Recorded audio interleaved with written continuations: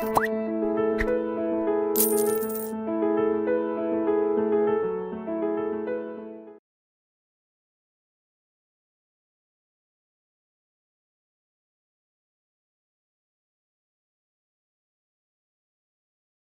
this exercise is very important because theories, people have made, I don't know what, theories, because you are reading Prasad and that complicates the entire understanding without giving any logical conclusions to whatever it is saying. Right?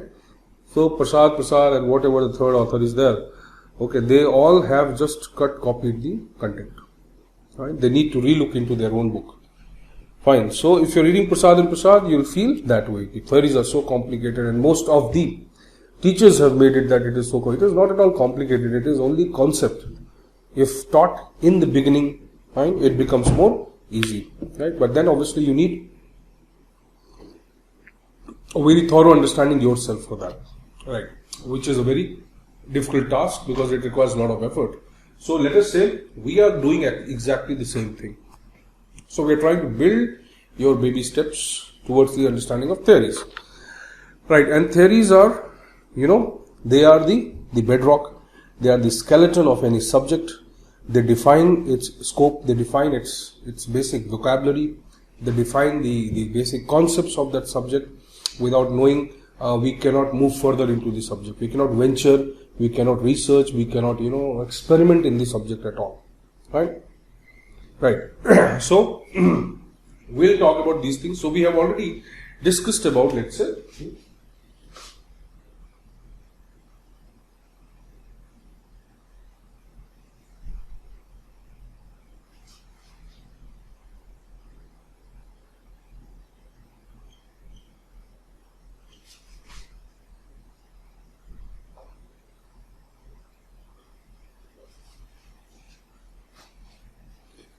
meaning, scope, definition, and theoretical epistemology.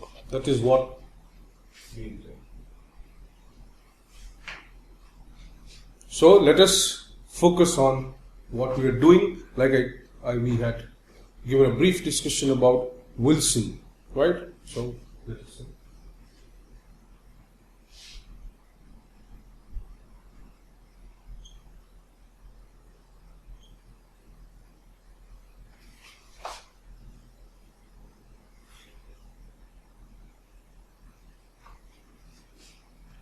Now, we have already interpreted that traditional theories are those theories which were related to the initiation of the theoretical development in public administration. Now, traditional can be also considered as more rigid. Okay, the more of the perspective that tends to restrict the change within the theoretical development. Fine. The assumption that what we have done is correct. The assumption that what we have said, what we have found out is absolute. The assumption that we are, the most scientific, the most rational, the absolutely correct people, who have contributed, and whatever ideas we have contributed, they are also in the same logic. Right. So these are the people who believed, or the scholars who initiated this study, and they believe that they are initiating this study with a scientific temperament, with scientific methods, and that is why whatever they have discovered must remain, because it is the very foundation of the origin of knowledge of public administration, and this foundation is based on scientific study, empirical methods or tools and techniques that they used, right? And because it is based on that, it is correct. It is not something based on their own perceptions. It is not a subjective knowledge. It is an objective knowledge. It is a rational knowledge. It is a scientific knowledge. And that is why it must hold true always. Right? Is that understandable? Right? I hope it is understandable to you. So, this was the idea of the classical traditional. Now,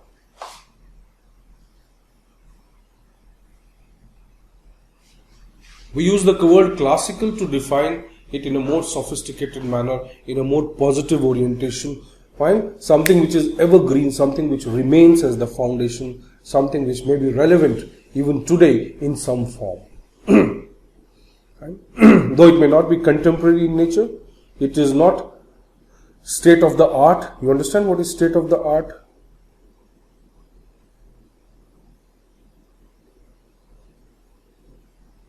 State of the art is something which is novel, something which is new. Fine? It is not cutting edge. Cutting edge is something which is mass,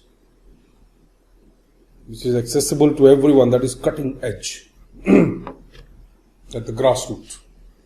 So state of the art theories are contemporary theories. But their evolution obviously is dependent upon the knowledge which was created by these people. And that is why they become classical. Fine? So howsoever advanced and extraordinarily westernized you become, fine, your ancestry can be traced to some village, some rural area in this country, and you will carry some elements of that DNA. In fact, the entire DNA, but you will carry some elements of that cultural DNA, the value DNA in yourself. So can you even deny that, okay, no, I am very urbanized, I am very modern, I am very outgoing, I am this, I am that, I don't believe in this. Fine, but you cannot wipe it out. You cannot totally eliminate it from your existence. And that is what the classical says. So, the classical would mean here that whatever be the evolution of the theories, whatever be the scope, the degree of the reform or the changes that theories have undergone, the understanding has undergone, the perceptions have changed and evolved, they have somewhere in their base, they have somewhere in their plinth, they have somewhere in their foundation, the elements of the classical orientation. Right? So from here, this was the launch pad. From here, they became what they are. Are you understanding this logic? Right. That is why we use it. Right? So let us say traditional and classical now.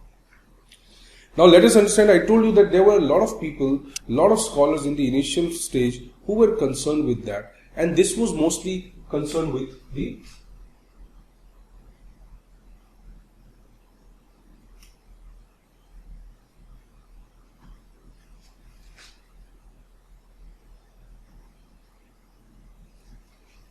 organizational and functional aspects, and that too mostly related to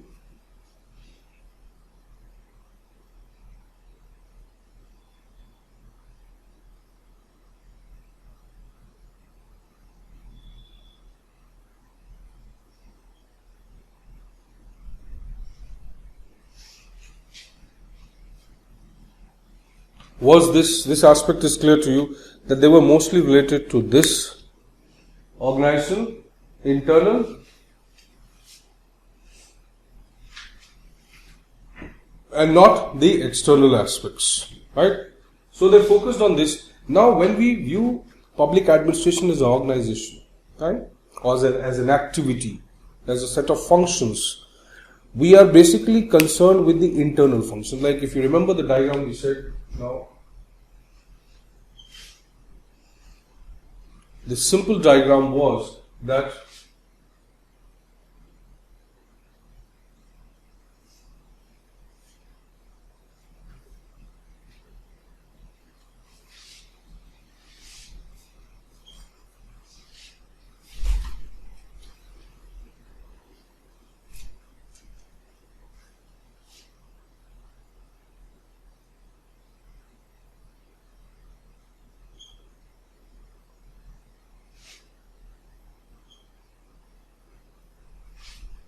what is to be done decided by political system, where it is to be done, for whom it is to be done will be visible in the society.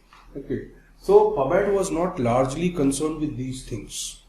Fine. Whom we are serving, where we are serving, fine. To the extent why we are serving, that is also not very clear to you. What we are serving, that is also not very sure. That is not where they participate in. Fine. They were simply concerned with the study of how we can implement the law, the policies, the programs, the activities. Simply, so the concern became how to implement it in the best possible manner, how to make it efficient, how can we make it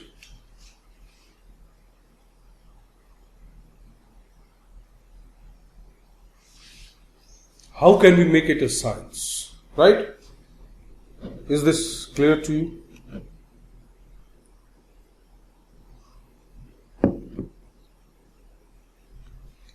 right? So how tools, techniques, design, structure now. Okay, have you understood this much? Right. Then let's say from this organizational perspective,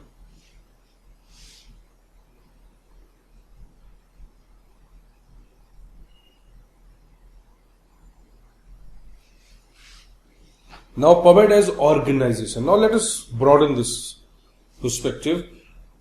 Let's take it at the macro level now. So you are not looking at the entire system, politics, administration, society. You are simply studying the administration, and that to one aspect of administration, that is the organization. Right? Now from the organizational perspective, what was the focus of study? The focus of study was simple.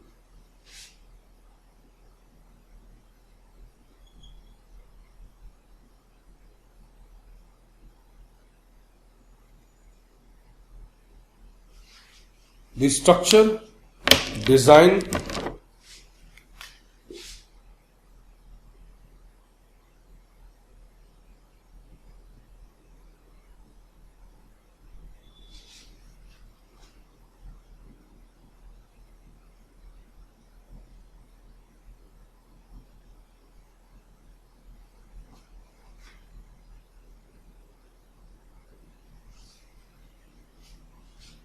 recruitment, management of employees, salary, incentive, control, regulation, design, arrangement of people, division of work, division of labor, tools, techniques, tools of accounting, financial tools, financial techniques, and everything like that.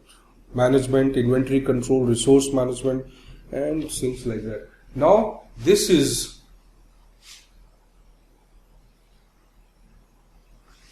obviously a very small part of the study, okay, but yes, it is the very important aspect of study. Why? Because we have to first visualize the administration as organization, then probably we'll add on to the other aspects. So if we don't have a nucleus from where we start, if we don't know what exactly is the system, how the system will look like, where the system will be located, what will be the functions associated with the system, how to design the system itself, how internally we can, divide or differentiate the system, right?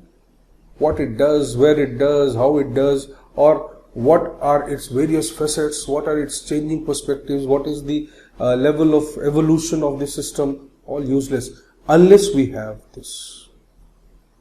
Right? And hence the definition of classical. So classical would definitely mean that if you don't have this, you cannot think of anything else. Fine? So if you say my house is a reflection, my home is a reflection of my personality, fine, my home reflects more of emotions, okay, or a complex relation of emotions. My home reflects my pride, my home reflects this, but for that you need to have a structure of the house. You need to have some house, physical entity somewhere. Right? The other value additions can be done over the time. So the unique aspect of the traditional or the classical scholar was that they were the first one, or they were the initiators of the creation of the physical structure of administration. That okay, if administration or the functions of the administration is an abstract idea, then how it should be put into a design, into a structure which can be physically or visibly manifested. And that is their unique contribution, that they wanted to do or achieve this particular knowledge, this particular design or structure in the most scientific, rational manner. Right?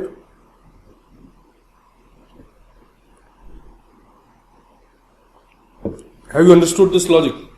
Right. So let us say, so they were concerned with this.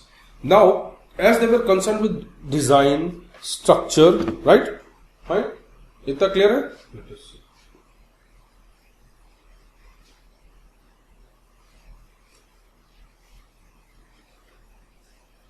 So let me redesign the diagram for you. And this is how you must start in the exam. If you have to write anything about traditional classical perspective or approach or view or theories, fine. So you must start with a simple diagram. But the diagram may be self-explanatory, and then you can go on to discuss it. So let us say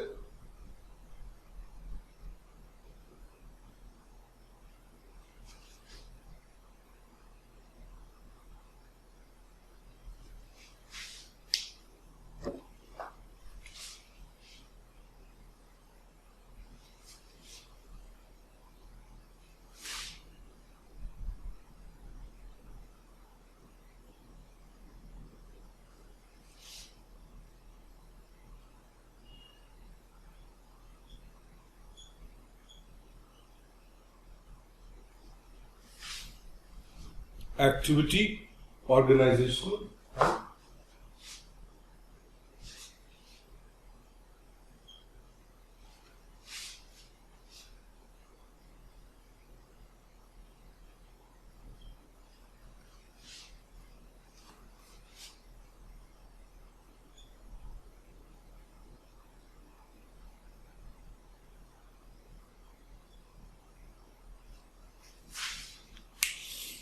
Now they had two major concerns, if you understand this way. One was structural, that we are talking about design, internal aspects, arrangement, function, arrangement, or internal.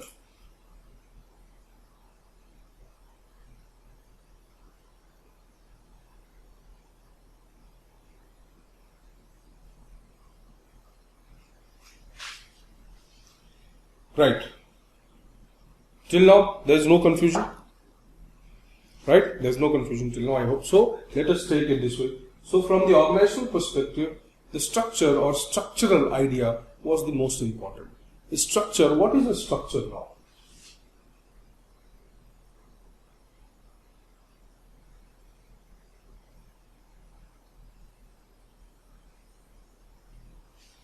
What is the structure now?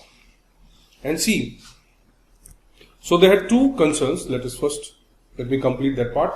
So we had there two concerns. One was to create a knowledge regarding this, to have a design, to have a physical manifestation of what administration is, to have an organization of what public administration is, or administration is.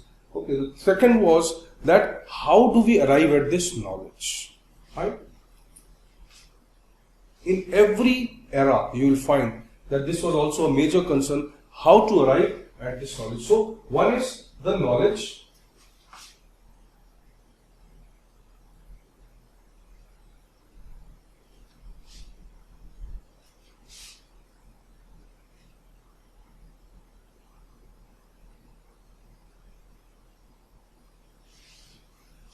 This we are living as of now. We'll talk about it, just we finish it, then we'll talk about it. So, how to arrive at this knowledge and what is the knowledge itself? Right? Are you understanding? Now, we have talked about epistemology and etymology. Etymology is the vocabulary, the concept, how this will be translated into a text, into a meaningful theory, into some principles which can be understood, but from where these meanings will be derived, how these meanings will be derived, how do we arrive at these terms, this vocabulary that you say, or I say it as concept. Fine. If you have heard of Noam Chomsky is a world famous linguistic, was one of the biggest intellectuals, MIT professor. So Chomsky says after a point of time the language becomes the concept. Right? What you conceptually understand, what you conceive, it has to be put into certain words or vocabulary, and the precise the vocabulary is, why? The easy for anyone to understand that concept. Are you understanding? So, let us say we have now two problems, or they were confronted by two problems. One, what will be this knowledge? How will this knowledge be arrived at? Right? Are you getting this? division of functions or labor. Right? Let us say then. Okay. Now what is a structure? This is an important question. What is a structure?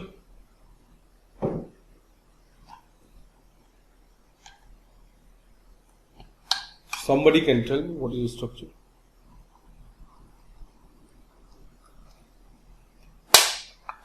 Basic framework. Right. Now let me give you today a very extraordinary but still commonsensical understanding. Right? I use the word pen. Right. So this is a pen. We have already discussed one example like this. So when you say pen, right? Pen, does it give you, let's say you are not seeing the pen, but the moment you listen the word pen or hear the word pen, does it give you a visualization? You visualize something which would be most likely this or the pen that we use for writing, right?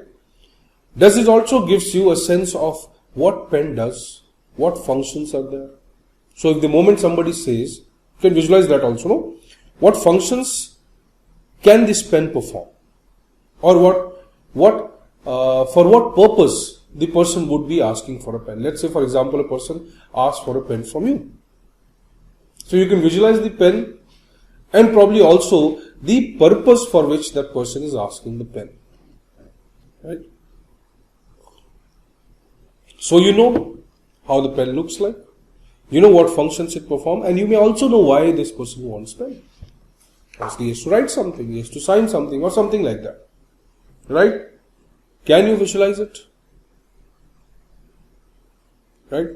Something which is visible in a particular form, and this form has been made universally accepted to be true, to be single, or to be a universally singular meaning is given to this particular purpose, to this particular design, to this particular function, or the function related to a particular design, to a particular utility. So this is now a universal knowledge that pen is used to write and it looks like this. Anybody you tell, pen kya hai, pen kya hai, pen ye. Do you understand this? Do you understand this or not?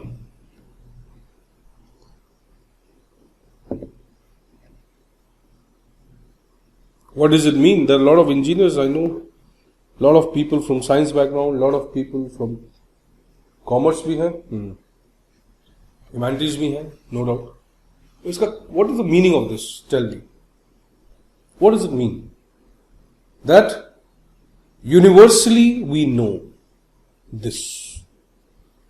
That means what? That this is a pen is a fact. This fact has been universally projected to be a fact, to be true. Everybody who wants to say that I am knowledgeable, I have this specific knowledge, must have this knowledge which everyone thinks is the correct knowledge. So if you say this is not a pen, people say, oh, he doesn't know, he is misinformed, he does not have knowledge. Are you understanding this? Yes, standardization, correct. So it has been standardized, not only physically, but also functionally, what it does, and maybe related to the purpose also, for what people can use it. Right. Don't you think this is a very tight, watertight, rigid classification? Right. If it has to be a pen, it has to be like this. It will do this. Else, it is not a pen. It may be a pencil. So every design has a function and it is absolute. It is universal. It is unchangeable technically. So the moment you say, okay, I am making a pen, the person will visualize, oh, this is what he's doing. Understanding?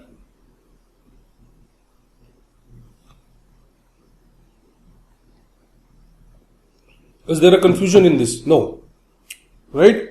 Great then. There's a very complex understanding. This is a very important concept. So when we think of a structure, any design, can we say that structure is a kind of knowledge that has been projected, that has been created? Okay, created.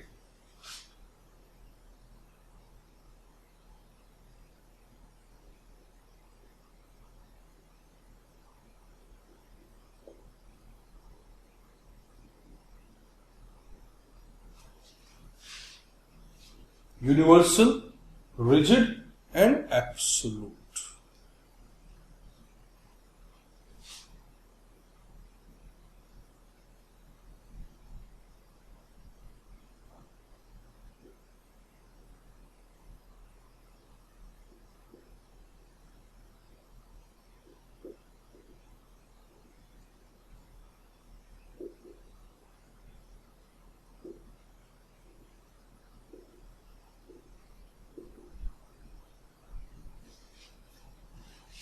With a fixed physical and functional manifestation. How it looks like, what it does. Is it understandable or not? This is a very important concept, okay, because people are running after theories, concept pata nahi hai to theories kaise aayengi? Are you getting this logic? So you have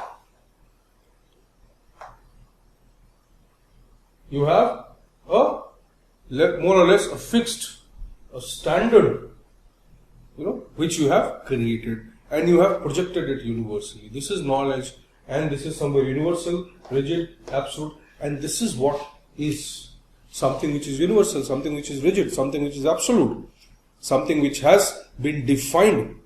Okay.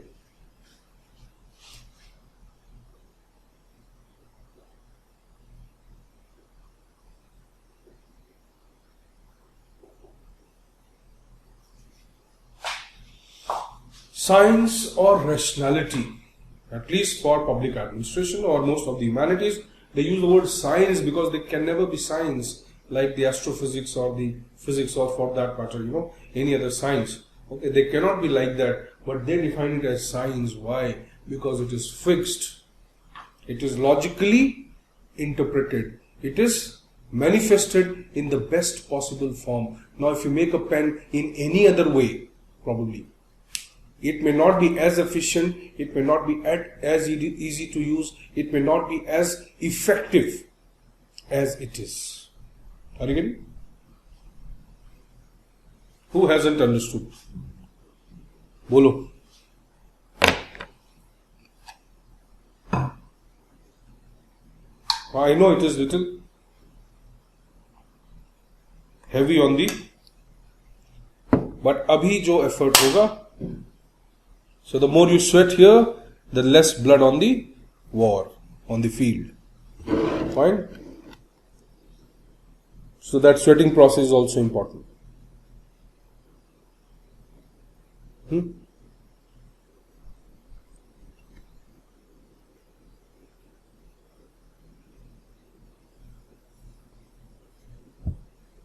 So almost 16 GB chips, 10,000 crores in your brain, equivalent to. Okay. And you want that I must mug up some notes and write the answer. Fine. So the potential has to be exploited. Fine. You are quite capable. Once you understand, you can write it. Vocabulary is nothing. Language is nothing. People say, bad language. It is nothing. It can be understood. It can be acquired within months. Anybody who knows to read and write properly can do that. So don't get stuck in the language. Don't get stuck in the jargon. That is not important. What is important is concept. Once you understand the concept, Any jargon that is given in the exam becomes simple for you. Okay, and that is how the probate paper or the examiners play with you. Just manipulation of terms here and there. Now see, you have told me that you knew structure, but can you tell me, did you know the structure has this particular meaning? Did you knew it? This is what structure means. Now we'll go to the next level. See? So let us say, in general, this is what we believe, that something which is structured is standardized, is universal, is rigid, is absolute, is scientific, is rational. Because it is believed that when we do something is scientific, when we do things scientifically, we try to find out the best. And there cannot be anything best beyond the science. There cannot be anything best beyond the facts. We'll come to that logic also. So anything which is done scientifically, anything which is done logically, anything which is done rationally has to be the best and perfect, absolute, and there is nothing which can surpass it. So the knowledge that we have created scientifically, fine, that is the best possible knowledge that can be acquired and created. And this is what was the view of the traditional classical scholars, that we have created this structure, we have designed this structure, we have created this knowledge is absolute. Now who else or what can surpass this knowledge? What can be more scientific than the science itself? What can be more logical than the logic that we have used? And we have used this entire, or we have created this entire knowledge on the basis of science. So in anybody who comes and challenges it has to be more scientific than us. But what can he be more scientific than us when we are already scientific? You understand why the word traditional? This is the logic. They believed in the superiority of their knowledge. They believed in the omnipresence of their knowledge. They believed in the absoluteness of their knowledge. Yes, pure science is structural. और क्या? Solar system अपने मन से घूमता है क्या? गाड़ी आपके मन से चलती है क्या? स्पीड आप वेरी कर सकते हो, but the way the entire process will function as per a science, a defined body of knowledge, a standardized body of knowledge. Fine? A body of knowledge which is not subject to the human emotions or human perceptions. It is based on something known as facts. Right? Have you understood this? We'll go forward then. Right? Itna clear? Now go to the next level. Let's see. Okay. अब structural ये है, ठीक है? Now let me go do a reverse engineering. हम पीछे चलते हैं. How did you conceive of this pen? You designed a pen, you created a structure, fine, it is best, it is perfect, it is efficient, nothing can beat it, nothing can be better than this. If anything you design as an alternative to this would be definitely less scientific than this. This is what you perceive and this is what we do. Right? तो जब हम बोलते हैं best in class design of a car, best book, best ये, हम best क्यों बोलते हैं? We may have certain parameters based on that we say yes, there is no alternative to this, there is no alternative to that, okay, and if there is an alternative that has to be less efficient than what we have. Yeah. So before you actually make it, before you actually write it, before you develop this knowledge, do you use this? Do you think it here? Do you have certain things here which you cannot physically manifest? Certain things you can physically manifest. Let me give you an example. Let us say marriage or a building, an organization's design, which is both physical and human, internal also you'll arrange things. Fine. So let us say a marriage, an organization, a building, whatever you're doing, an architecture, a book that you're writing, fine. Anything that you're doing, first you create a mental structure of that. First you have a mental structure. First you think here. Fine. First you visualize it here mentally somewhere. Do you? Do you or not? How I have to prepare? You see, instantly jumped to buying a book without actually creating a mental plan, a mental map, a mental roadmap. Did you create it? You didn't create it. You simply started studying.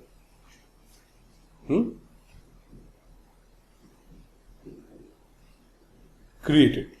Right. Very good. So you created a mental map. You created a mental structure. You created a structure. And what that structure was? Mental. That structure was still not manifested. It did not have any form. Nobody knew your timetable. Nobody knew your path. Nobody had seen your library. Nothing. But you had created things here. Now every structure, right? Or you can stand there and say, anything that we intend to do in a particular form, or we intend to give it a particular meaning, a design, a structure in our lives, right? We first make a mental map of that. We analyze it. So every structure will have two components. We are coming to the second level now.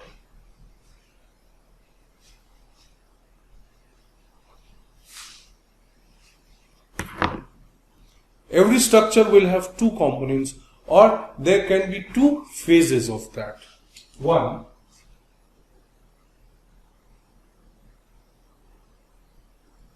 this is not the first one, but I'm just writing one. That means this comes later.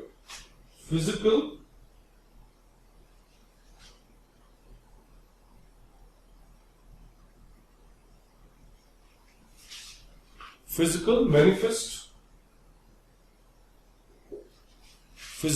manifest or concrete.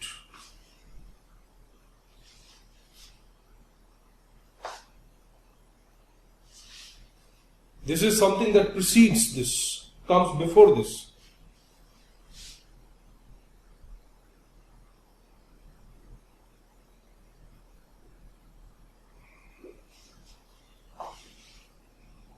Are you getting? There are now two parts. One mental and analytical, one physical and manifest, or you can say it is more latent. It requires a physical manifestation. When I am teaching you PubAD, now obviously there are different ways people teach PubAD. Some start with the syllabus, this syllabus hai, ye padhna, ye karna hai. Okay. But obviously with all due respect, there is no correlation to what questions are coming. There is no correlation to how conceptually we have to evolve. Fine? But they also have a structure. And I am teaching in a more, let's say I have a more, interlinked way of doing things. Fine? Or analyzing each and every aspect. But even I have a structure here. So it is possible that my structure may be superior or inferior to their structure. It is quite possible. Right? But what will be the manifestation of the superiority or the inferiority of a structure? How well you are able to attempt the paper, how extraordinary you are going to fetch marks. Simple. So the more analyzed the structure is, the more mental scrutiny, the more evaluation we have done here, the better manifestation will be visible here. Are you right? Are you getting it right or not?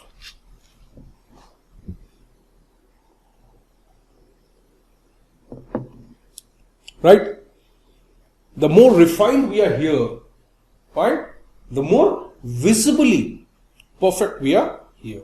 So let us say now we have two aspects of a structure, a design, whatever we study structure in public administration. So the traditional classical theories which focus on the study of organization, okay, with a specific focus only on the structure and design, they are known as structuralist. And why they are structuralist?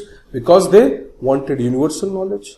They were rigid in their orientation, and they wanted to design or understand the manifestation of whatever knowledge they had accessed or created scientifically. As per them, the structure, the design that they created was scientific. So they are known as traditionalist or traditional and classical scholars.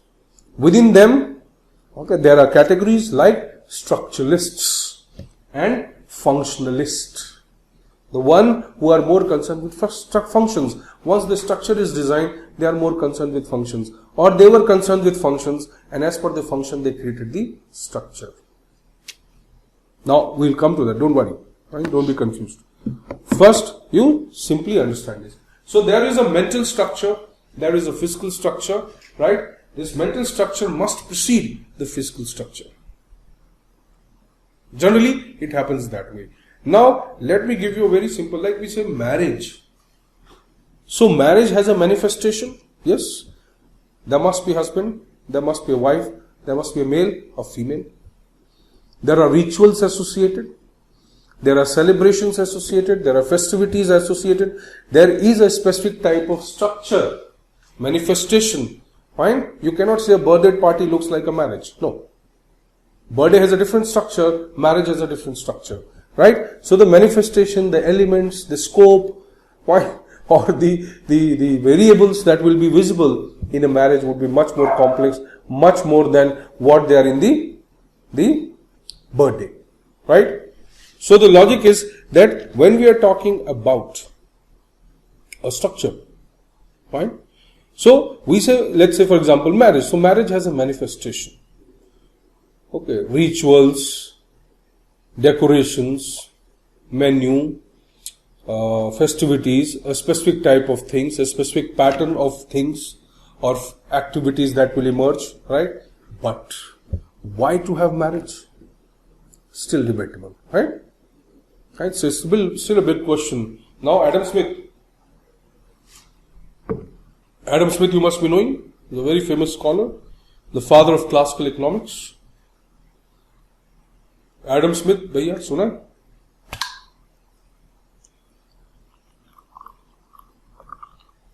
Not the locksmith in the Sushant Singh case. Adam Smith, have you heard or not? We have also talked about Adam Smith before. Right. So Adam Smith is a very famous scholar and people misinterpret him many times. But the economist will know his worth. Right. So he has given a very famous statement. He's written a very famous book, Wealth of Nations. But before that, he wrote the book, the moral aspects of market capitalism. Right?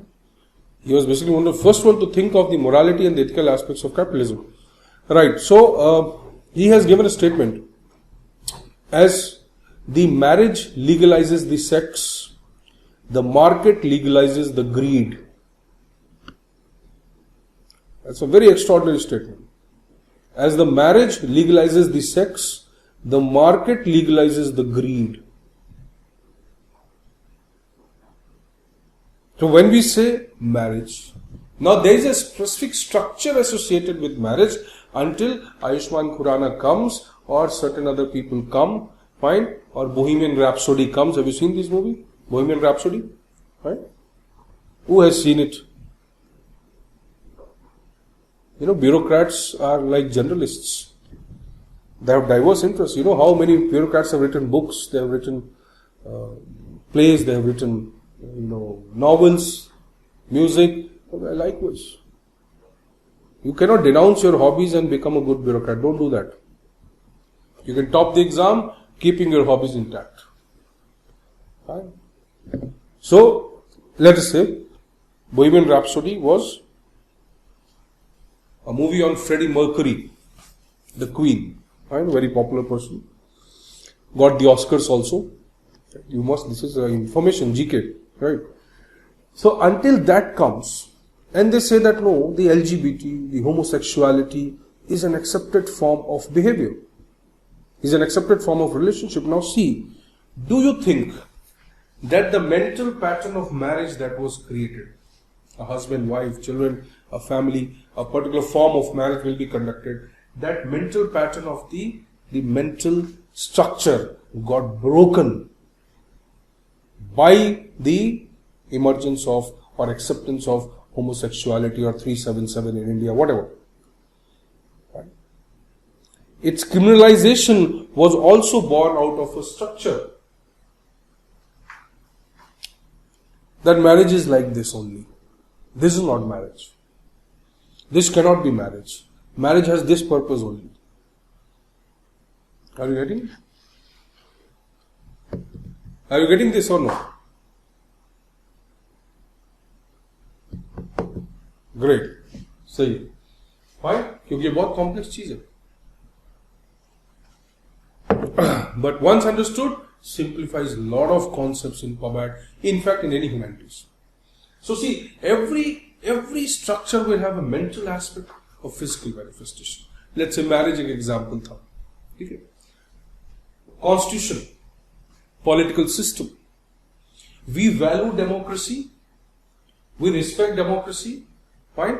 We have an idea. We have an ideology of democracy, and then we created a physical, territorial entity. Fine. That we will call as democracy. Fine. So first there is the ideological part, and then there will be a physical part. Understand? So constitution or a democracy, the political manifestation of the constitution,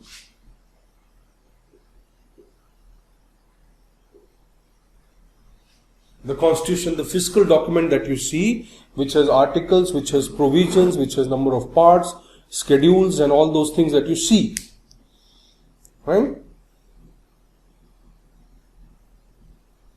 Right, preamble gives the mental construct, right? Correct. Fine.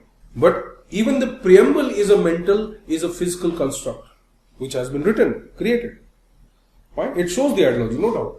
But even before we arrive at this constitution or political system or democracy or whatever we create, we have to imbibe, we have to accept some ideological, some mental acceptance must be there that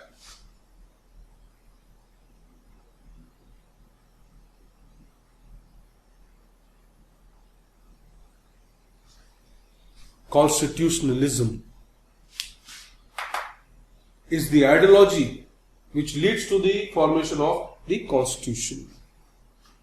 Now PT में question कई बार आता है, it comes many times in prelims, right? A lot of political philosophers have talked about it. A lot of political science teachers I have met, I have seen, but they are not able to explain. They say constitution is the spirit of constitution. But first it has to be conceptually understood. What is spirit of constitution? We are not talking about the ghost of the constitution. When we talk about constitutionalism as the spirit, that means the ideology which drives the creation of constitution. If there is no constitutionalism, there is no meaning of that constitution. That constitution simply is a lifeless, inorganic document if there is no constitutionalism.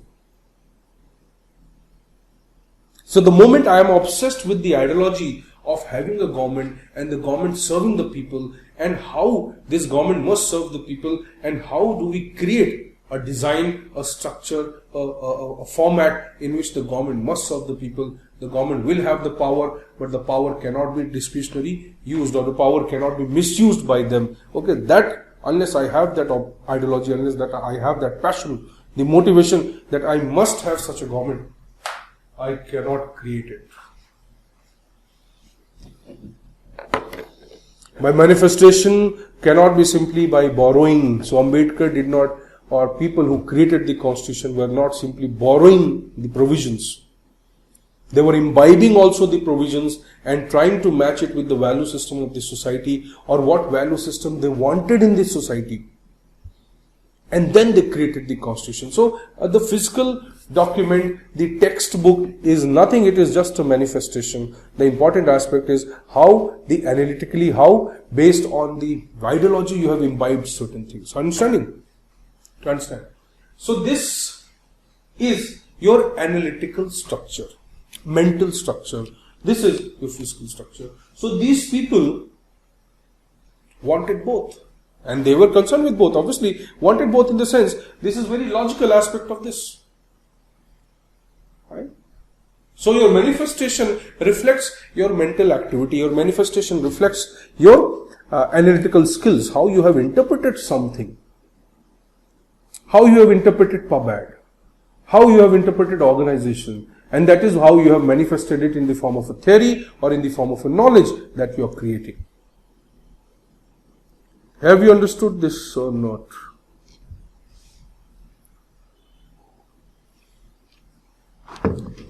Right?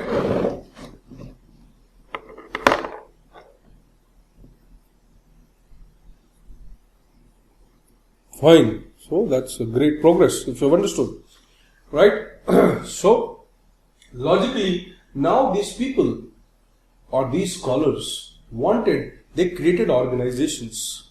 They developed theories for organizations. But this development, this knowledge was based on some principle, some theoretical, some analytical, some logical evaluation that they did, or some ideology with which they came. Some understanding of this world which they had. Understanding this? Fine. So this mental structure,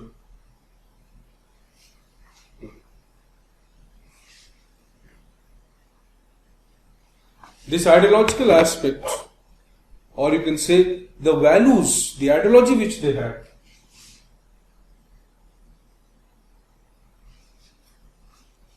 helps us in understanding how they arrived at this knowledge, what they felt about it, how they believed in it, what was the level of belief, what were the aspects of belief that they had in what administration is or what administration should be. Right? This is what the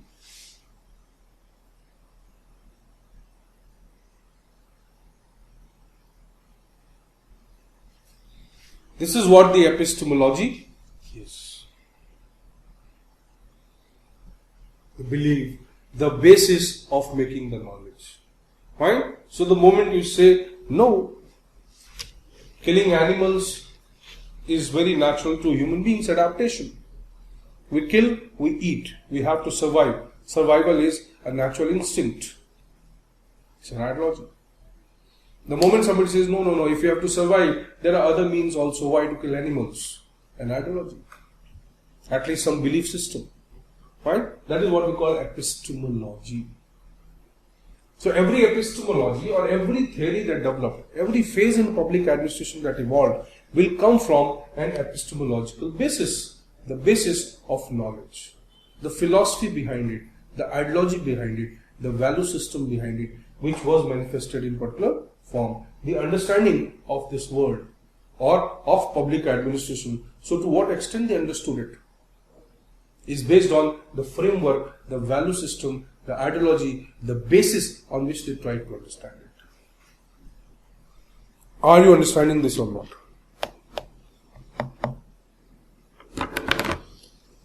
So आप सब तो बड़े smart बन गए हैं. This is what smartness is in public administration. What else you want? If you have understood it, you can understand anything.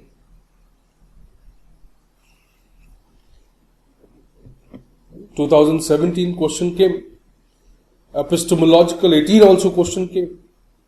People were clueless about what epistemology means.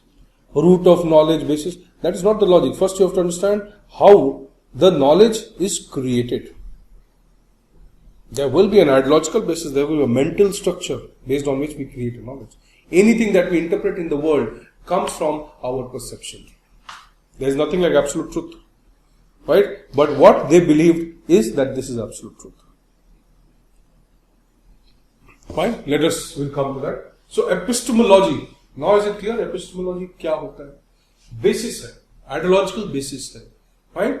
So, epistemology, every epistemology, every philosophical basis, every ideological basis that we imbibe to create a knowledge or will be reflected in the knowledge that we create. So, these people were influenced by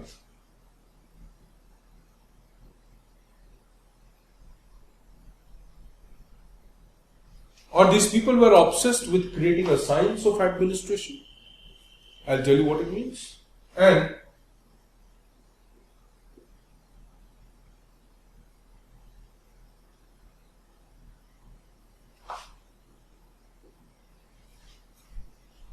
the method which they wanted to follow so that they can arrive at the science of administration.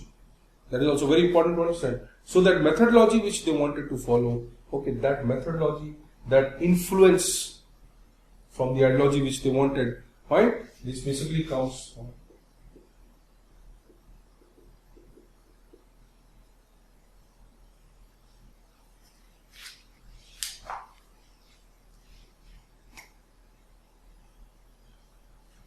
positivism.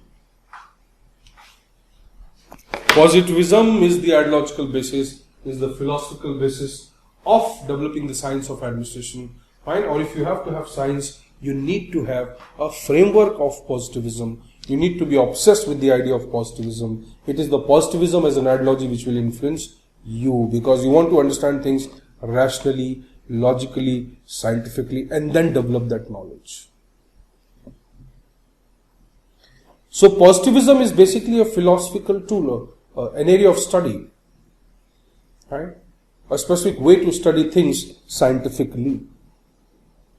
So when you study things scientifically, through scientific methods and techniques, when you use scientific methods and techniques, fine, you are a positivist, or you have a philosophy or ideology of positivism. Now positivism was a very important development in most of the social sciences, not just in public administration. In fact, in public administration it emerged very late. So positivism in sociology, initiated by Comte, Spencer and all those people, right? So positivist sociology, to understand society, to understand the elements of society, these people started using scientific method. Positivism was obviously borrowed from the natural sciences. Okay, physical sciences. Now, can you say that, obviously there are various perceptions now. When we say absolute knowledge, absolute science, absolute truth, the Einstein would say no, there is always relative truth. Then we also once referred to Heisenberg, uncertainty principle. Right. So obviously when we say truth, we generally mean absolute. Right? But when we take the larger framework, the truths, there is nothing like absolute truth. Always there will be a relative truth. Right? But that is a different issue. Right now when we say about truth or facts, they believe that facts are truth. And if we pursue the discovery of facts, if we pursue the understanding of facts, if we pursue the acquisition of facts, like the facts, the scientists, the natural and physical scientists, as they do. Let me give you a simple example. Let us say water boils at 100 degrees centigrade. Right? Is that true?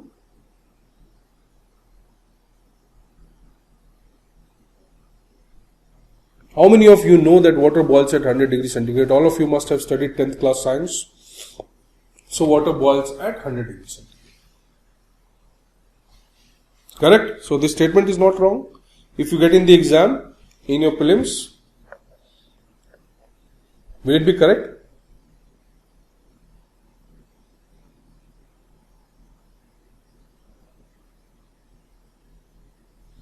If you don't remember, that's okay. So water boils at 100 degrees centigrade. Okay? When it is boiling, put a thermometer and then find out. Right? Now this is actually the science. Now, with that science comes, this is universal. Wherever we will have water, we boil it in America, we boil it in India, wherever, we generally will say that water boils at 100 degrees centigrade. But there is a condition. What is the condition? At normal temperature and pressure. Normal temperature and pressure. So when you go to the hills, right, your higher altitude, what happens?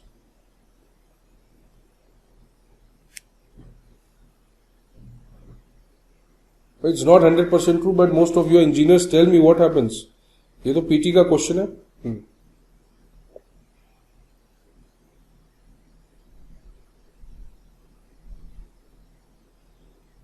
Pressure decreases. So water boils before 100 degrees centigrade. Yes.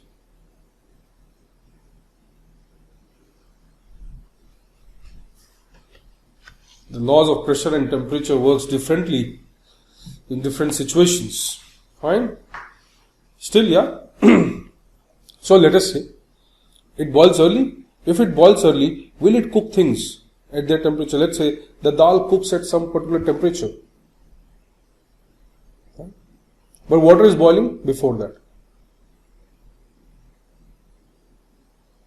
Will the dal be cooked? No. Now kindly find out the science, read it. It is very simple logic. Fine. Yeah. Every ascent of 166 meters we have 1 degree fall in temperature. Lapse rate that we all read. Fine.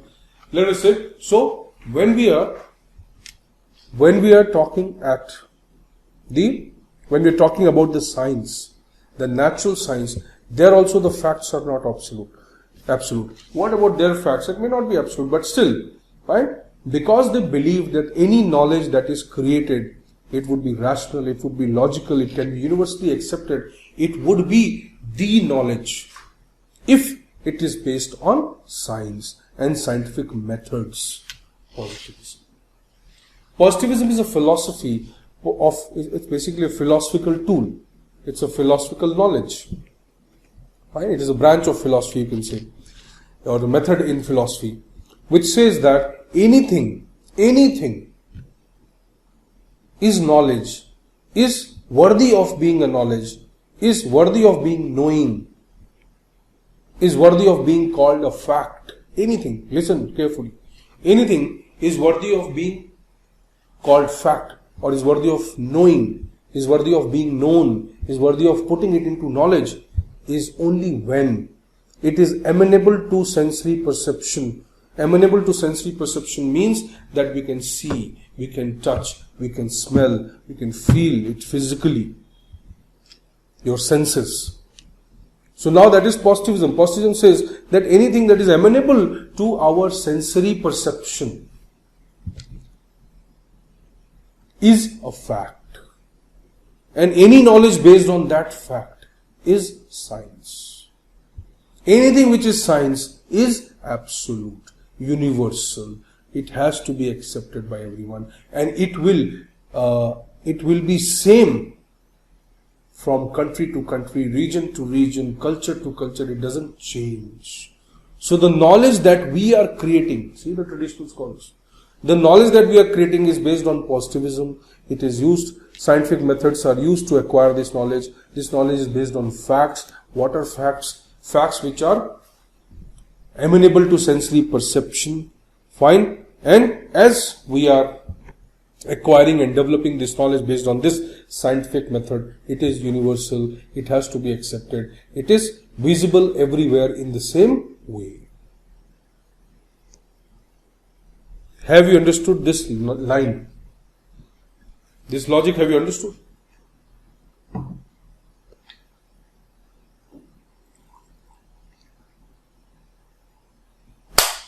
Right? This is what they believed. So traditionals or classicals or classical scholar, the moment we say, whether we talk about Wilson, whether we talk about Goodenough, whether we talk about L.D. White, whether we talk about all, we will write the names. Right? All of them had the belief that,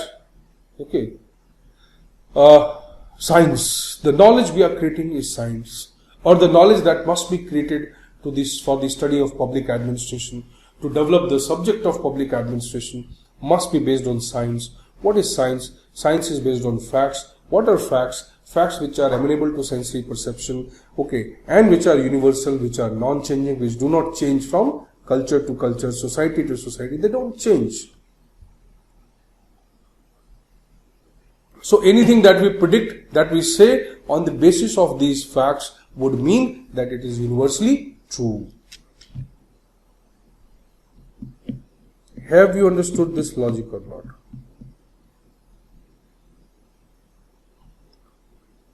Right?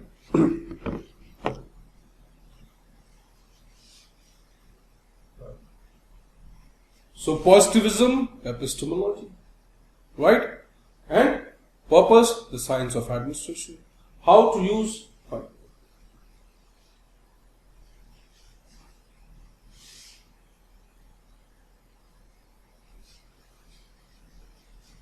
So see all these scholars. Now who are the scholars who contributed to this idea?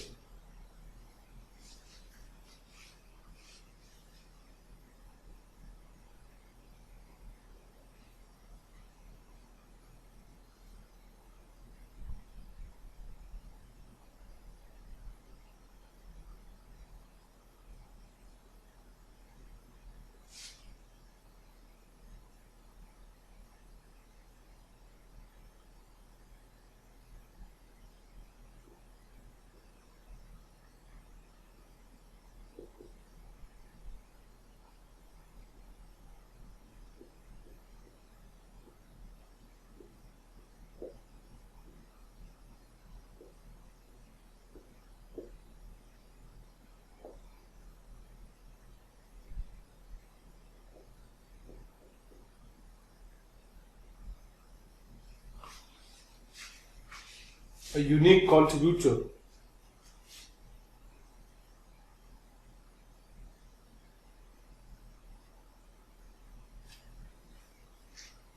Wilson, White, there are so many, but we are talking about the main ones: Fayol, Weber, Willoughby, Gulick and Ulrich, Mooney and Rayleigh, and Taylor especially. So Taylor and Wilson come almost in the same era, at the same time. Fine. Taylor's contribution is more in the political sphere, political administration relationship, and Fayol's contribution is more in the political administration relationship. Wilson's contribution, whereas Taylor's contribution is more in the sense of industrial management. So one is talking more about the political aspect, Wilson. Taylor is talking about the industrial or the engineering aspect, though both have talked about the similar ideas. He is the father of scientific management, he is the father of public administration, or administrative knowledge, you can say. Right?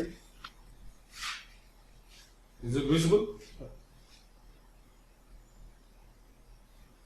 So all these scholars now, wherever you find in your theories, now see, theories have been simplified. Once you know the logic, most of these scholars, whatever theories they have given, right, their basic undercurrents, their basic concepts, their basic logic arises from here.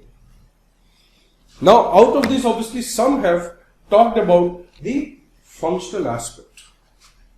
Now, imagine this way, that there is a design of pen, right? You find a utility. Let us say you go to a store, provisional store or somewhere, or a mall, let's say, go to a shop and you see that there is a pen which is kept long. Right? You buy this pen assuming that you are going to write with the pen. So you tell the shopkeeper that yes, I want to buy this pen, it looks beautiful, and I have to sign checks, some important documents, so I will use this pen for signing. He says, no, this is not a pen. It looks like a pen. Fine, but it is a knife. Or it is just a laser light. Now, do you agree that it's not only the structure which helps or which is actually the ultimate evaluation, ultimate benchmark, defining what a particular thing is? Are you understanding this or not? So if something looks like something, that does not mean it is that particular thing. Not always. Right? So your structure, have you understood this logic or not first?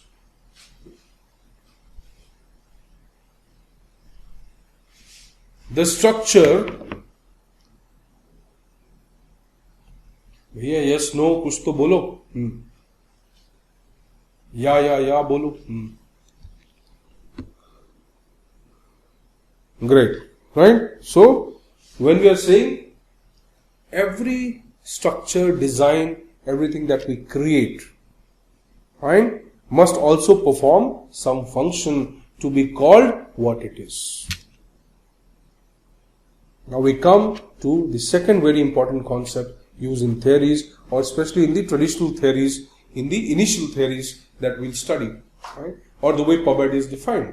So let us say, so when we say organization will have a structure, a design,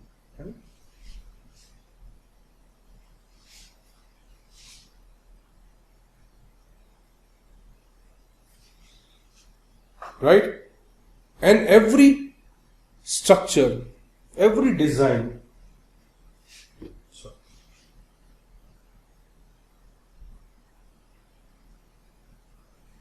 every structure, the arrangement that we do, let us say, will have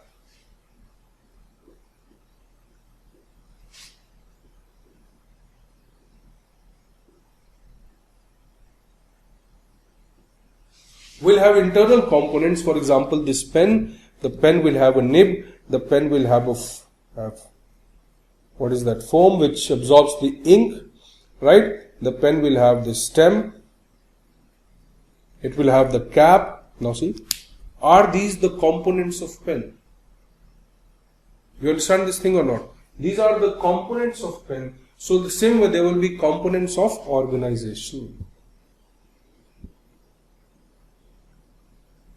Right? Each component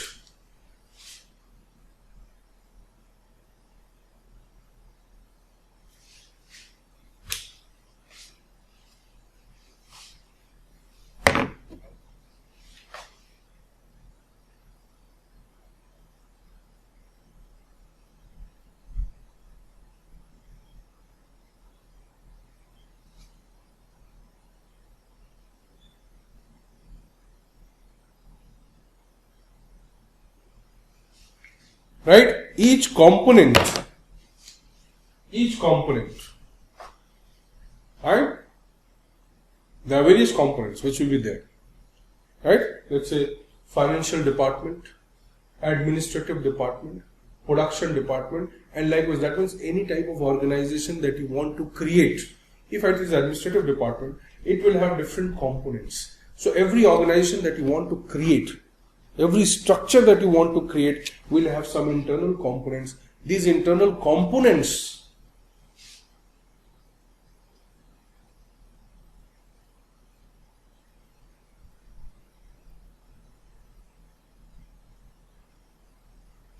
every component will have a function in the organization. Every component, that is why it is there. That means this entire entity that we are creating is comprising of various subunits, subcomponents, and these all components have a function.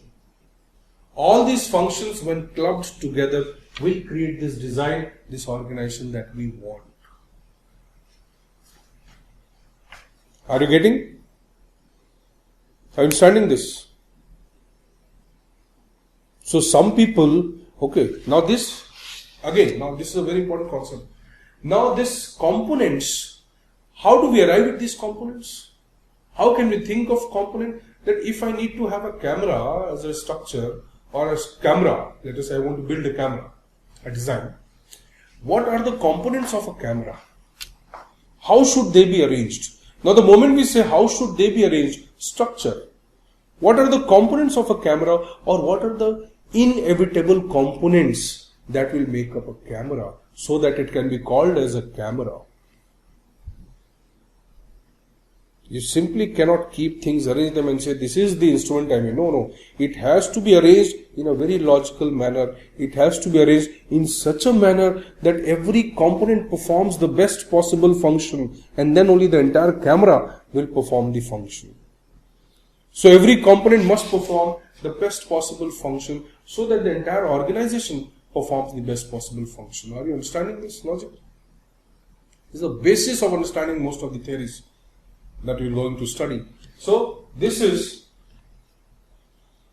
what every component will have some function. That function, okay, must be inevitable for this organization. That is why it is there. Fine. So you have a trouser, or you have a Bermuda, or for that matter you are wearing those trousers with multiple pockets. Why do you are wearing the trousers with multiple pockets? Why will you wear such a trouser? It seems awful sometimes, but it looks very People feel it is very smart. But sometimes it may be a burden, a lot of pockets. Right? Button them, unbutton them, and then you have to manage them. Why?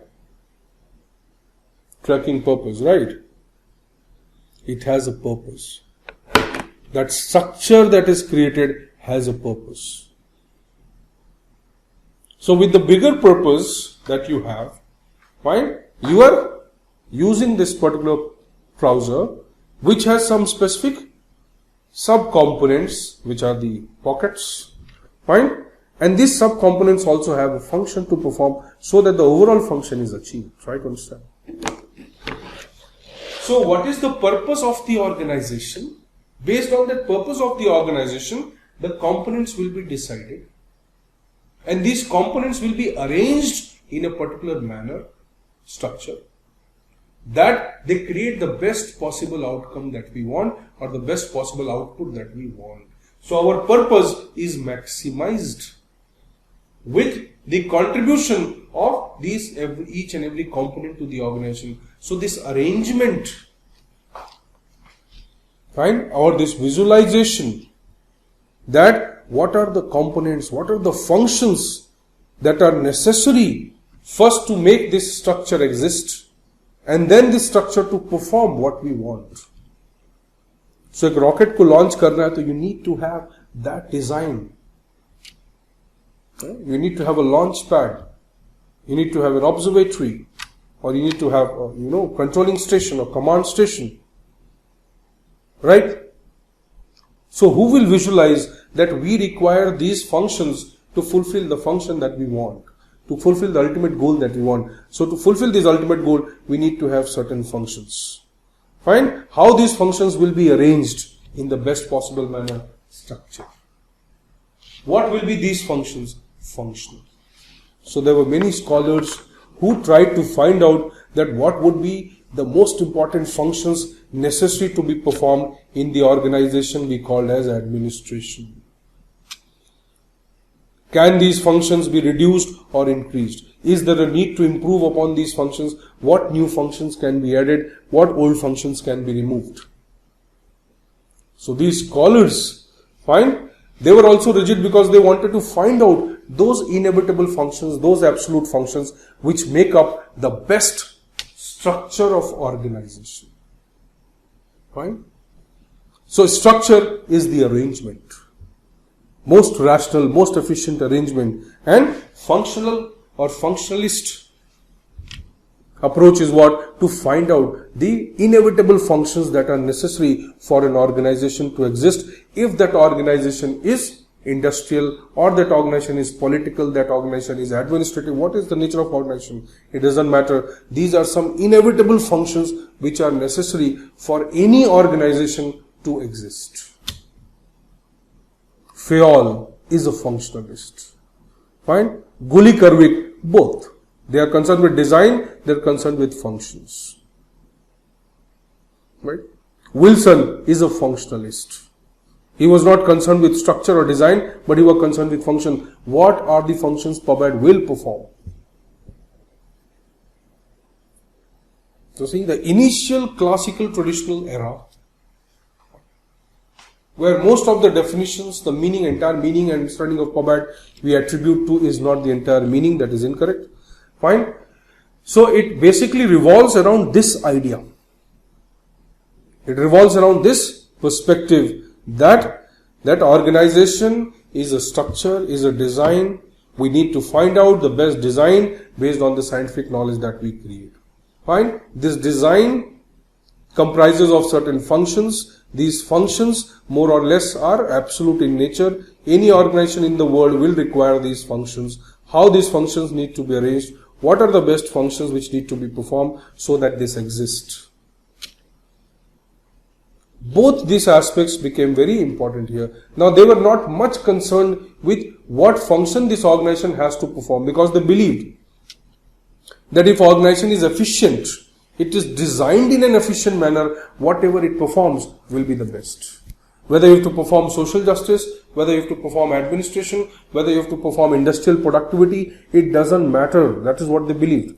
They believed that once organization is like that pen which can write on any paper. It doesn't matter. Okay, it can write anything. You want to write a letter, you want to write a poetry, you want to write something. It will write in the best possible manner because it is the best pen. So what is to be done, where it is to be done is immaterial. Fine. How best it can be done, that we will design, and you use it up to your purpose. Taylor is also a structuralist. Mostly structuralist.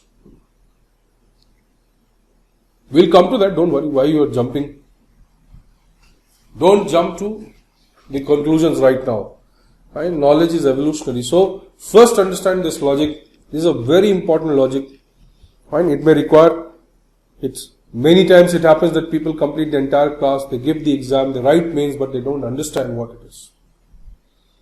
Because the conception, not they simply say, okay, structuralists, traditional scholars means they believed in the science of administration, they believed in, because well, they'll write on paper, obviously it looks like they know. But if the question is twisted, that very moment they don't understand now what is to be written. So, then they read Mohit Bhattacharya and then they come, oh sir, is this structural? ऐसे क्यों लिखा sir? Because you did not understand what a structural means. You go and read any book now, whatsoever is available, you'll understand it. That is the important aspect in preparation, conceptual understanding. Fine? Not this book, that book, that. No, you read any book. You read the toughest book in PubAd, you'll understand. Right? So vocabulary is very important, but behind the vocabulary, what is the concept? That is also very important. Right? So let us say this design, these functions, right? Okay, were now integrated together. That if this is the structure to be created, these are the functions to be performed. Now club them together. So they developed a rigid understanding, a rigid pattern of structure and function. Function and structure. See how.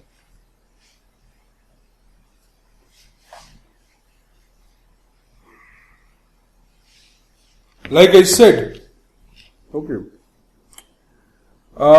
every structure that will exist,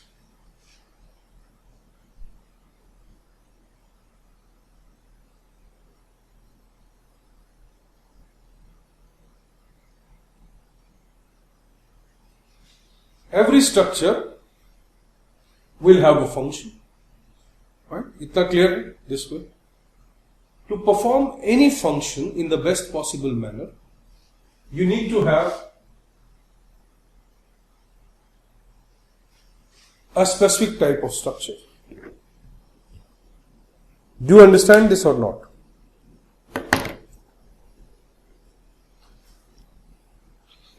Every structure will have a function, it will do something. To do something in the best possible manner, we need to have some structure.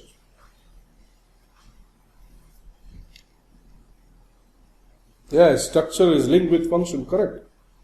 Now, will this relationship be unique? Let me give you a simple example.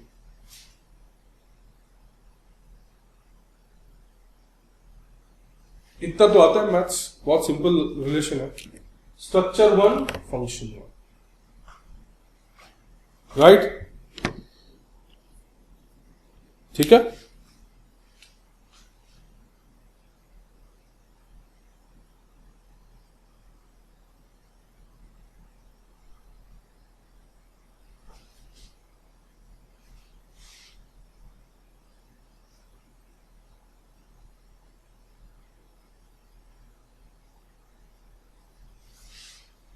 Structure 1, function 2.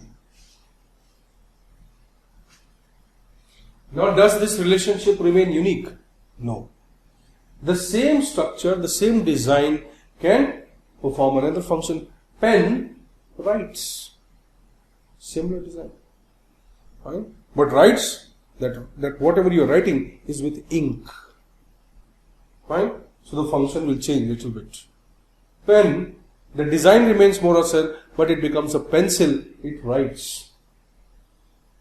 But it writes with lead. Fine. Now say the function may also seem to you same. It writes. But the structure of pen and But when you see broadly the design, more or less, both seems to be same. Understanding? Now you have a pen. Can you kill somebody?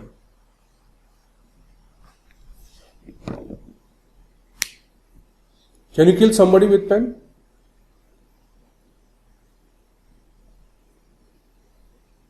How will you do it?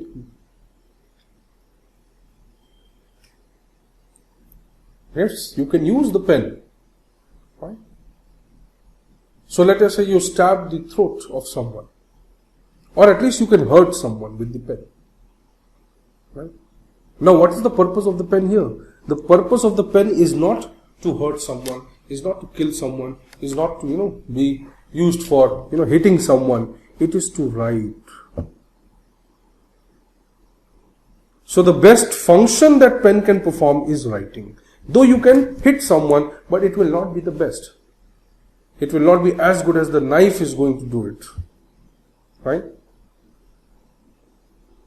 So if you start using a pen as a chopstick, you may to an extent, but it will not be that efficient. Understanding? So the logic was these people correlated a structure with a function, and they said this is a absolute relationship.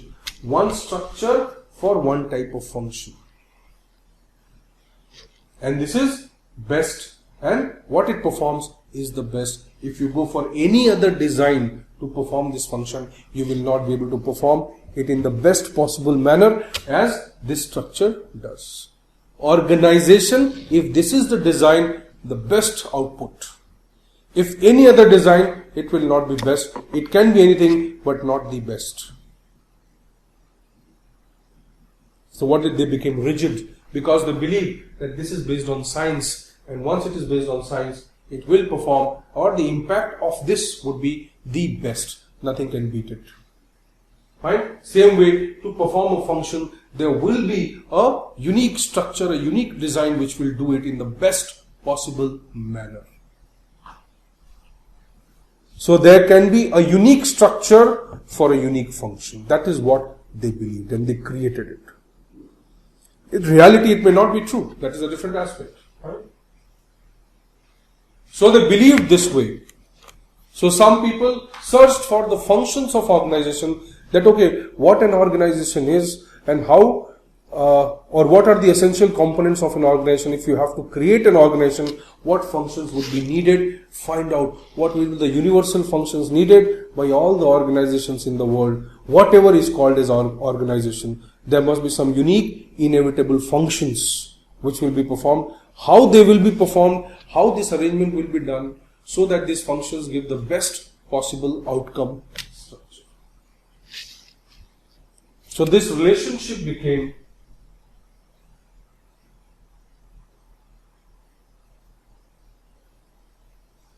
this rigidity was partly because of science or partly because of their attitude that whatever they are doing is scientific, so nothing is better than this, this is the best.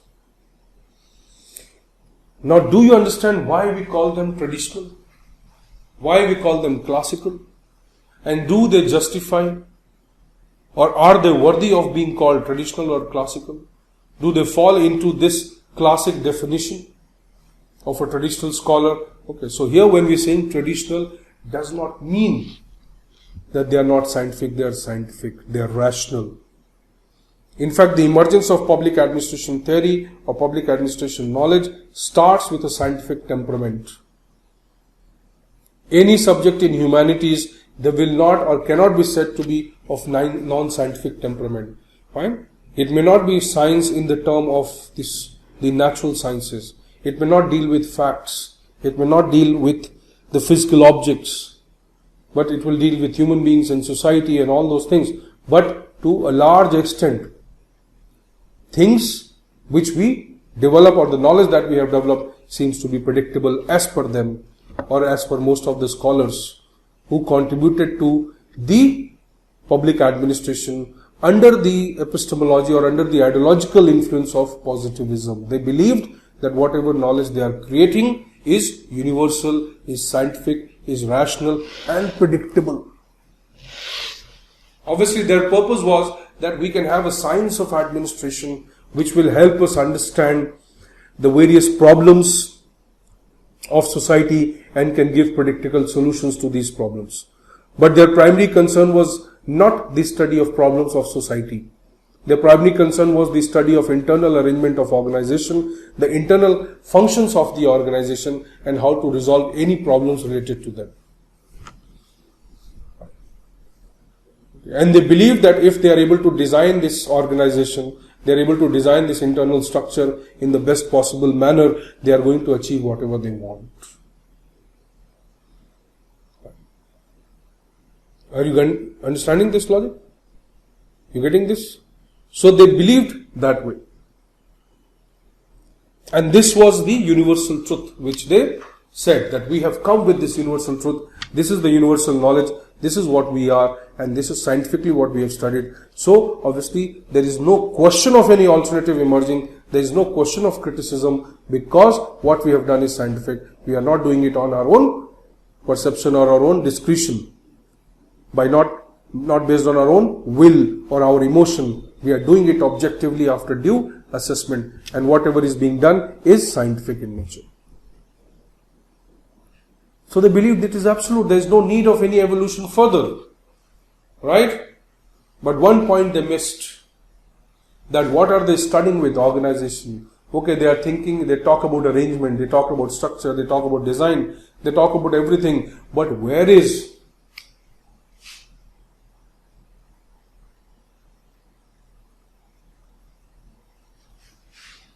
the human being? Nowhere. So they talk about structure, design and everything, but they don't talk about human being, because without human being, how can there be an organization? Right? So they take every aspect of organization, land, labor, capital, technology, whatever, of the structure and the design, but who is going to operate it? Who are the people who are going to inhabit this organization? The people. Right? Now try to understand. So if I create a box,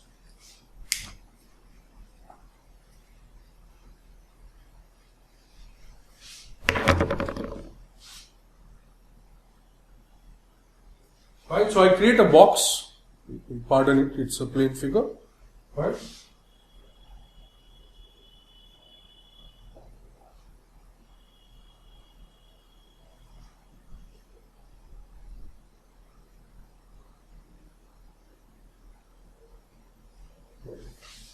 Fine, so you create a box, now you say, this is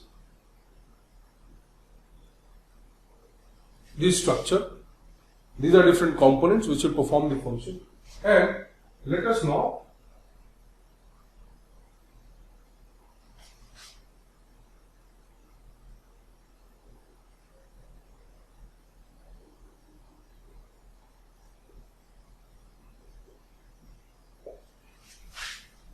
fit the human being or the labor or the employee into this structure. Fine? Because they created the structure first, and now as per the structure, they wanted to fit the human being into that. You can visualize it physically in that sense, that a design, a system has been created. Now people are chosen as per the need of that system.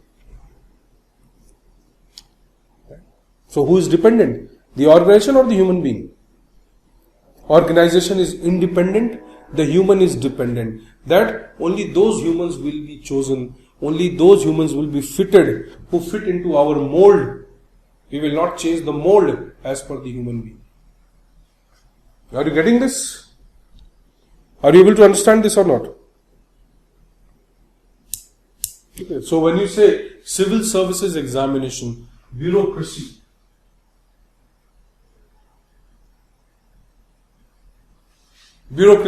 so bureaucracy is a mold in which you have to fit. Fine? The mold will not change according to you. You have to fit yourself into that mold. So you're taller, but the ceiling is short. It's okay. You have to duck and get into it. Fine? You are bigger, you are huge, but the chairs are small. Or you have to confine yourself like that. Right? You are a liberated person, you have different ideologies, you are secular or you are people friendly, you love the citizens, you are more society centric, but the system says no, this is not required. You are too creative, you are too intelligent, you have a highly intellectual system. No, we don't want that. We want people like Maharashtra or Mumbai Police Commissioner, toe the line. We don't want TN Session. Right? We don't want Vinod Rai. We don't want, people like different types of people who have, challenged the government. We don't want them. We want people who simply follow and benefits and take home the benefits and the perks of being a bureaucrat. Simple. Right? So there is a very famous saying in public administration, Mohit Bhattacharya's book, it is mentioned also. Okay. Rosenblum is a theorist who talks about this idea. In fact, many of the scholars who criticize this traditional model, traditional definition of public administration, okay,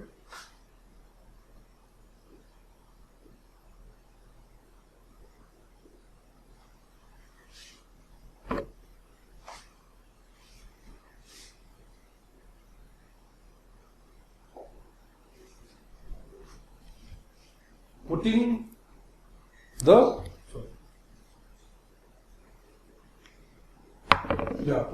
horse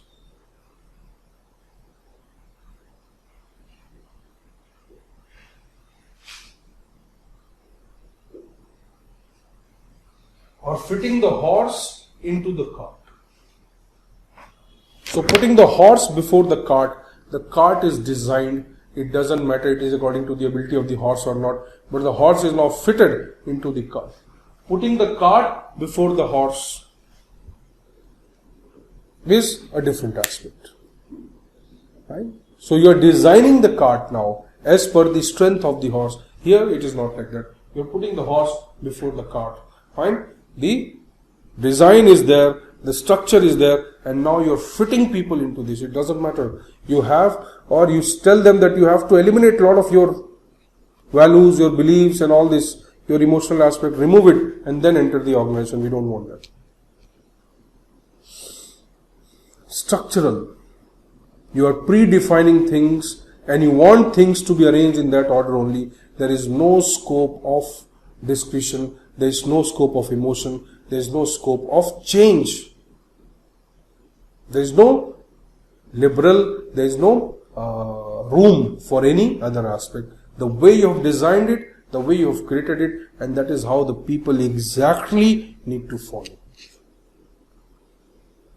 Okay, that is the traditional classical perspective. Now this perspective brings the initial definition of public administration in a very narrow way. What is administration? Administration is the management of men, material, methods. B.K. Day and a lot of other people have given this definition. So, it is the arrangement of men, material and methods. Arrangement means a fixed arrangement. Right? Gulick and Erwick, right? Or for that matter, let us say Wilson.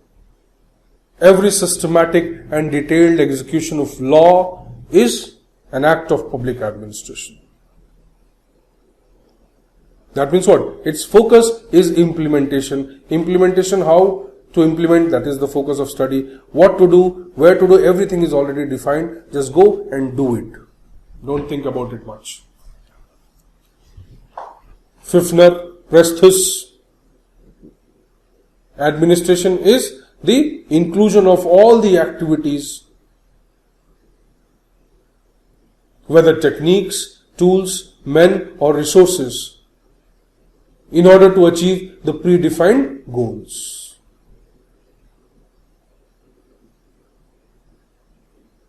Administration, okay, Donovan, Donham, a lot of other people. Administration is about getting things done. Making people do things. Administration is about doing and not deciding.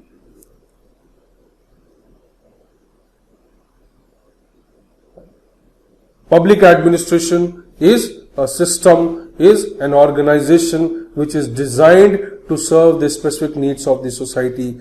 The needs are predefined by the political system.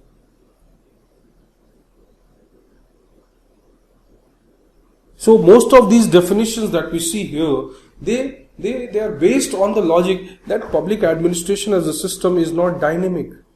Once it is created, it remains. It is rigid. It is static. It is doing the same thing again and again and again and again and over the generations, over the ages. It is doing the same thing, or it has to do the same thing. That is what they believed. For example, Weber. Okay, Weber comes with his bureaucratic model.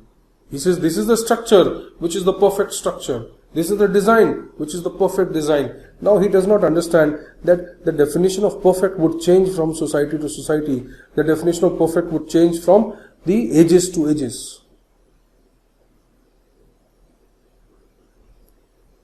So how can you predefine a system, a structure of organization, when you don't know what will be the evolution of society? Maybe your system, the design of bureaucracy is perfect with respect to today's society or with respect to the society when he was designing it, but probably not today. See, the traditional scholars missed the element of adaptation, the element of dynamism. Why they missed it? Because they never considered the society and they never considered the human beings. Now see, very simple logic that you design things. The metro was, I told you, the trial run of metro was done in Delhi. And metro was a big thing. Right? It was a big deal for people that time. So we wanted to, but we did not go the first day, obviously. But then we saw in the news that the first day itself, right, people had stuck chewing gums in the compartments.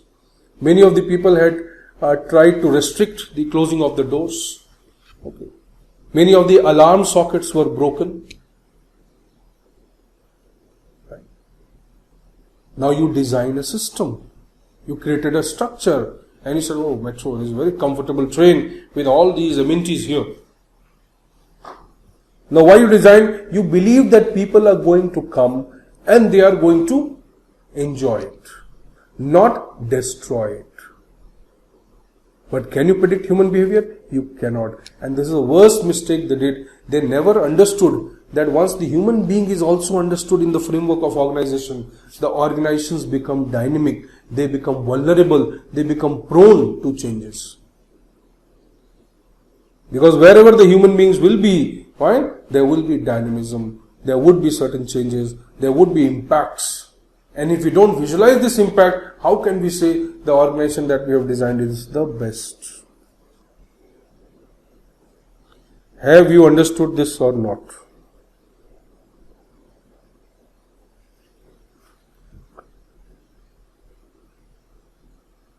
Fine? Have you understood it?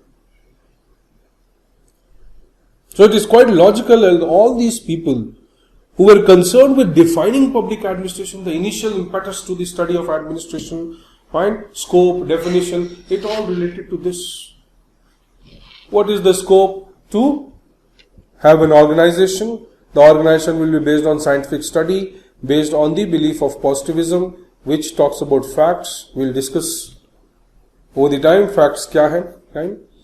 And the purpose is to create a universal knowledge, scientific knowledge regarding what an organization is, what functions will be performed in that organization, fine, how to make it efficient, rational. Okay, now this was the entire concern, the scope.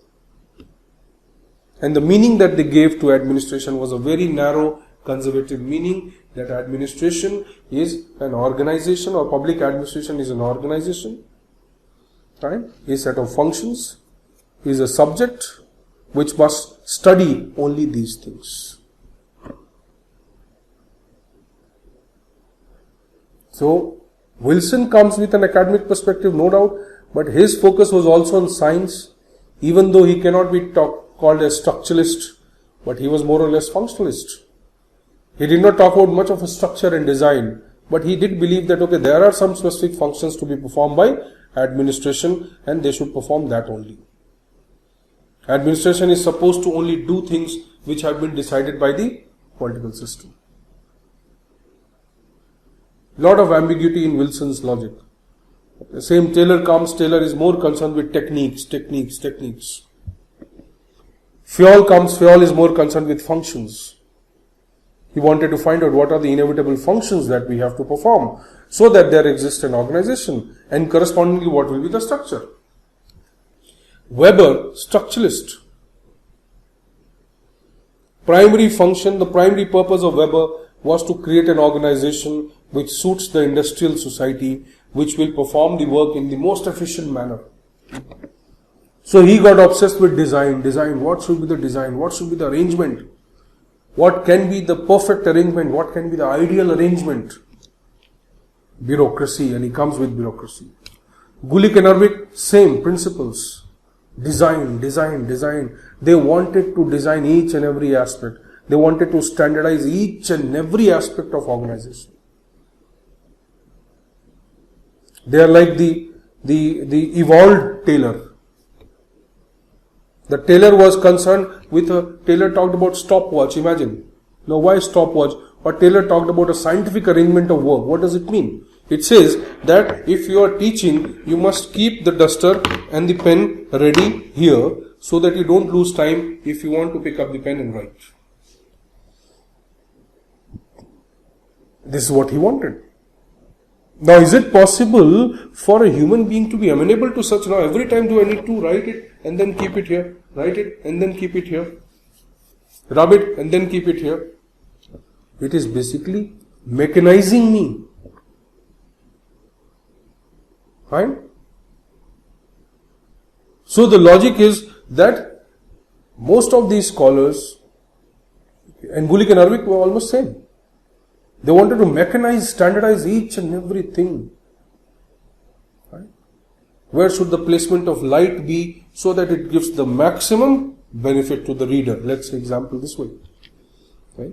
Obviously, we can be rational, we can be too logical with things, with utility, but we cannot be logical with human beings. We cannot be that mechanical with human beings, that every time you stand this way, walk this way, run this way, sit this way. Right? All those people who talk about routine of human being, discipline. Human being is not made to be disciplined. We are not dogs.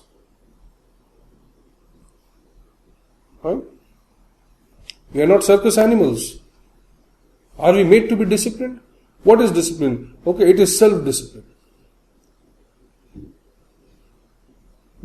We are creative people. Why 10,000 crores of, what is that, 16 GB file would be put here? Just to follow the orders of people? No. So the logic was that the human potential, the infinite nature of human capability, the spontaneity, the emotions that human being has, and what can be the use of that for the organization, how that can be utilized, and why it is not a bane, it is a boon for the organization. They never thought about it. And that is why most of the definitions you will see coming from that particular era, especially the era starts from 1880s to, let's say, 1940s or 1940s, late 1930s and 40s. Most of the definitions of PubAd are from there. So we be very precise, okay, be very logical when you're defining public administration, when you're trying to understand the meaning and scope of public administration, fine, okay, with keeping in mind the era in which you are trying to write it.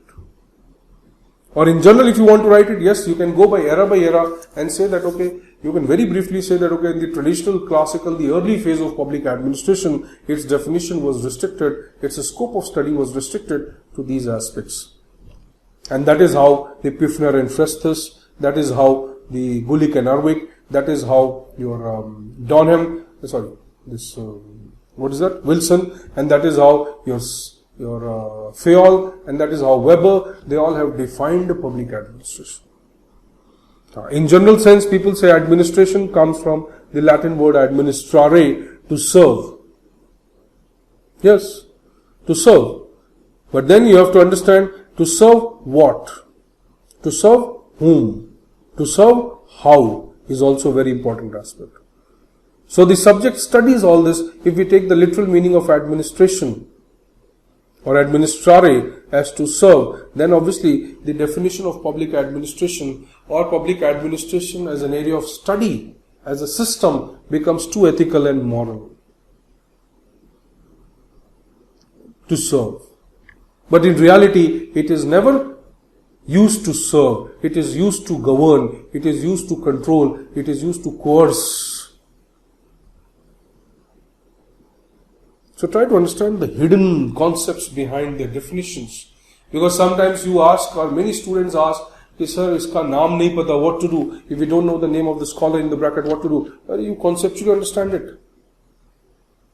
You can interpret in which era, in which phase this definition would have come, and you can write it. It doesn't matter even if you know the name or not.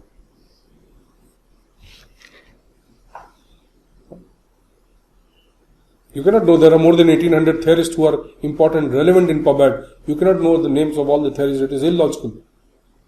Yes, but definitely which are rightly put in the syllabus, their names are visible. Those you must know.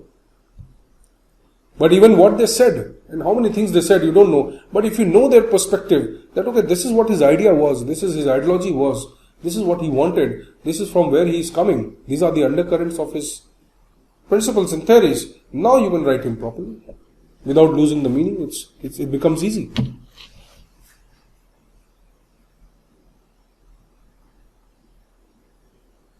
Yeah, correct. Yes, it is like a micromanagement. It is like defining each and every aspect of your life in the organization. And obviously beyond it also. Because 10 hours, 12 hours, 8 hours, what you are experiencing in the organization is surely going to have an impact on your family and your social life. And this is what was evaluated by Elton Mayo when he comes with the human relation theory, which is the next development or phase in public administration where the definition changes, where the understanding of public administration as an organization changes, even though mostly the perspective was that PubAd is organization. Fine? Have you understood this logic? So see, theories or theoretical principles, unless understood in a particular order, in a particular format, fine, they will always pose a challenge to you that these are theories, these are so complicated, they have a lot of, this. It is nothing like that. It is a simple logical correlation of several concepts which might seem to you anarchic in nature, but they are not. They have a symmetry. The only thing is that from where you are catching the thread or the initial thread, that is more important. Right? So their scope, their perspective gets restricted to this. Their methodology is scientific, obviously, so they cannot be called as backward. They cannot be understood traditional in the sense of being traditional, who does not, they have a rational, modern, scientific temperament. But what is missing? That they don't think of human beings. What is missing? That they believe that they are absolute. What is the drawback? That they believe that public administration has only few facets, or one of the facets that we are understanding, it is just an organization. An organization comprises of the tools, techniques and this, and not the human beings. What is the conservatism? That they cannot be improved upon. It has also been referred to as the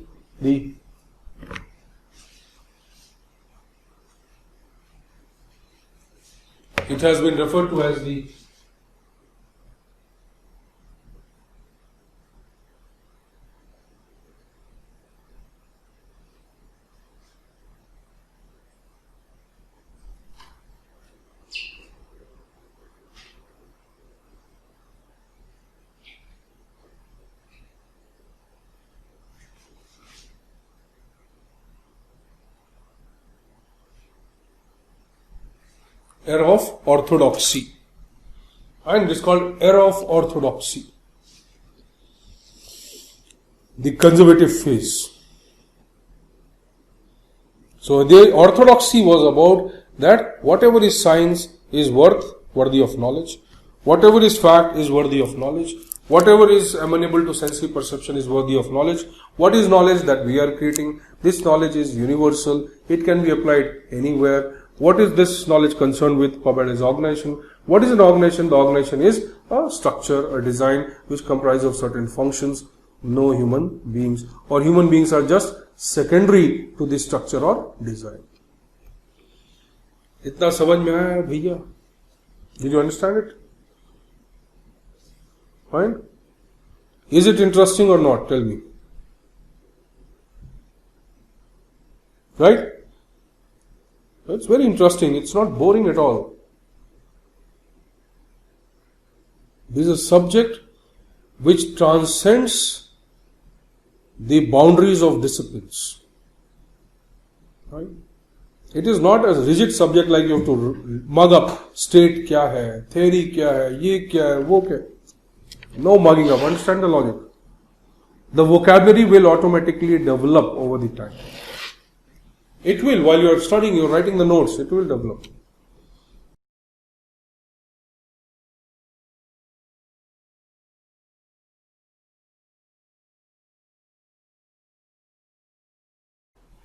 See you then. Thank you. Thank you.